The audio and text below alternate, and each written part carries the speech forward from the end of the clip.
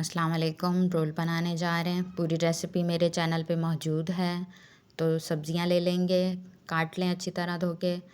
Chicken को boil कर लें। सब्ज़ियों में नमक डाल के 20 मिनट के लिए रख दें।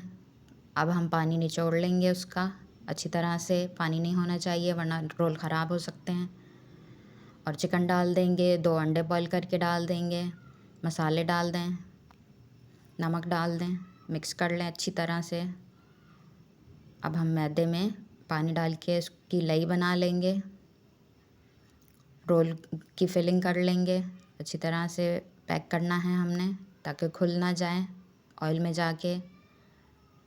अब हम फ्राई कर लेंगे। ऑयल गरम हो चुका है